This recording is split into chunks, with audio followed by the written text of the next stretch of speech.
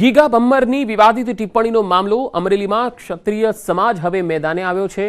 ધારી અને બગસરાના ક્ષત્રિય સમાજે રજૂઆત કરી છે। પ્રાંત કચેરી ખાતે સમાજે આવેદનપત્ર પણ આપ્યું છે। ગીગા ભમ્મર સામે કાર્યવાહીની માંગણી સમાજના આગેવાનો દ્વારા કરવામાં આવી છે।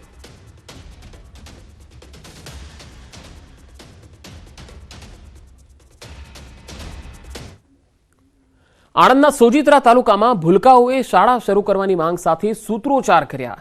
ઈસણાવ ગામના ગણેશપુરા વિસ્તારમાં છેલ્લા 3 વર્ષથી પ્રાથમિક શાળા બંધ થતા 25 જેટલા વિદ્યાર્થીઓ પરેશાન થઈ રહ્યા છે।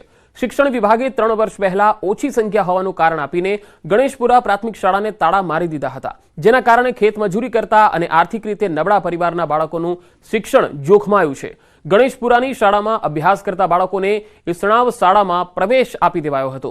જોકે નાના બાળકો 2 થી 2.5 કિલોમીટર ચાલીને શાળાએ જવાની ફરજ પડી રહી છે અને તેમાં પણ ચોમાસામાં રસ્તો પર પાણી જ્યારે ભરાયેલા હોય ત્યારે આ બાળકો શાળાએ જઈ શકતા નથી।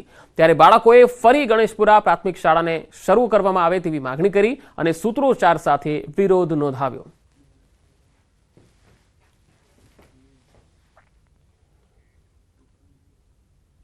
ઈસણાવ ગામમાં અમે ગણેશપુરા વિસ્તારમાં રહીએ છીએ। અમારે 3 વર્ષથી ઈસણાવમાં 2 થી 2.5 કિલોમીટર 25 બાળકોને જવું પડે છે, એટલે અમારી ગણેશપુરા સ્કૂલ ચાલુ કરો। ચોમાસામાં બધે રસ્તામાં પાણી ભરાઈ જાય છે, તેથી અમારો અભ્યાસ બગડે છે। અહીંયા આગળ 25 થી 30 વિદ્યાર્થી છે અને સ્કૂલ 3 વર્ષથી બંધ છે। એ છોકરાઓને 25 થી 3 થી 4 કિલોમીટર ચાલતા જવું પડે છે અને પ્લસ બીજું કે ચોમાસામાં રસ્તામાં પાણી ભરાઈ જાય છે તો 1 મહિનો સ્કૂલ એમની બગડે છે, તો વિદ્યાર્થીનું ભણતર ખોરવાય છે। તો સરકારને અમારી અપીલ છે કે જલ્દીમાંથી જલ્દી સ્કૂલ ગણેશપુરાની ચાલુ કરે। હવે એના માટે સર્વ શિક્ષા અભિયાન અંતર્ગત બાળકોને સ્કૂલ ટ્રાન્સપોર્ટેશનની સુવિધા છે, એ સુવિધા એ બાળકોને વાલીઓને મળવાપાત્ર છે। કિલોમીટર જે એના ધારાધોરણ મુજબ આવતા હશે તો એ મળવાપાત્ર હશે। હું તપાસ કરી અને હું જોડાઈ લઉં છું। મોરબીમાં રોગચાળાએ ફરી માથું ઉચક્યું છે। મિશ્ર ઋતુના કારણે તાવ, શરદી, ઉધરસ જેવા લક્ષણો સાથે વાયરલ ઇન્ફેક્શનના કેસોમાં વધારો થયો છે। સિવિલ હોસ્પિટલમાં ગત મહિનામાં 978 જેટલા કેસો નોંધાયા હતા, જ્યારે ચાલુ માસના 22 દિવસ દરમિયાન 791 જેટલા કેસ હાલ નોંધાયા છે।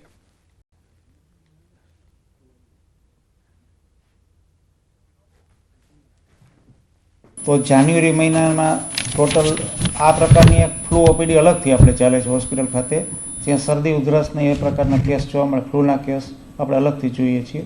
જાન્યુઆરી મહિનામાં ટોટલ 978 દર્દીઓ આપણે એ વિભાગમાં જોયેલા અને ચાલુ મહિનામાં અત્યાર સુધી જે મહિનો પૂરો થવામાં છે 791 દર્દીઓ જોયેલા છે ફ્લૂ ઓપીડીમાં। મોરબી સિવિલ હોસ્પિટલ માટે અહીંયા કણે બાળકો તેમજ એના પરિવાર ઘણા બધા અત્યારે અહીંયા કણે સમસ્યાના સામના કરવા પડતા હોય, કારણ કે અત્યારે વાયરલ ઇન્ફેક્શન થઈ રહ્યું છે। અમદાવાદમાં ઔડા દ્વારા શહેરમાં 250 કરોડના ખર્ચે નવા રસ્તાઓ બનશે। અમદાવાદ અને કલોલને જોડતા 6 લેન રોડ સહિત વીઆઈપી રોડ બનશે। ઔડાને વર્ષ 2022-23માં 957 કરોડની આવક થઈ, જે પૈકી પ્લોટ અને દુકાનના વેચાણથી 350 કરોડની આવક થઈ। પ્રદૂષણમાં ઘટાડો, વૃક્ષો અને પ્રાણીઓના જતન માટે 5 કરોડના ખર્ચે બાયોડાયવર્સિટી પાર્કનું નિર્માણ કરવામાં આવશે। તો સેલા, સિંગરવા જેવા ગામોમાં નર્મદાના નીર પહોંચાડવામાં આવશે।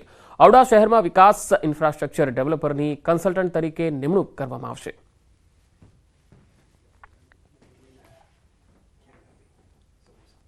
ટાઉન પ્લાનિંગ યોજનાઓ અમલમાં છે, ત્યાં વિકાસની વિવિધ જે પરવાનગીઓ આપવામાં આવે છે એના અંતર્ગત પણ ઔડાને લગભગ 200 કરોડ રૂપિયા જેટલી આવક થવાનો અંદાજ છે।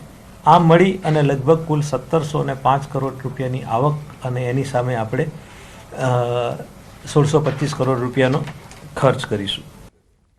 ગાંધીનગરથી મોટેરા મેટ્રો ટ્રેનનો ટ્રાયલ રન શરૂ થશે। માર્ચ-એપ્રિલમાં શરૂ થશે આ ટ્રાયલ રન। આ ટ્રાયલ રન શરૂ કરવા માટે સરકારે તૈયારી બતાવી દીધી છે। ગાંધીનગર ચ0 થી મેટ્રો સ્ટેશનને ડબ્બો લાવવામાં આવ્યો છે। મોડી રાત્રે મેટ્રો કોચ ગાંધીનગર પહોંચી ચૂક્યો છે। ગાંધીનગરથી અમદાવાદના મુસાફરોને ફાયદો થશે।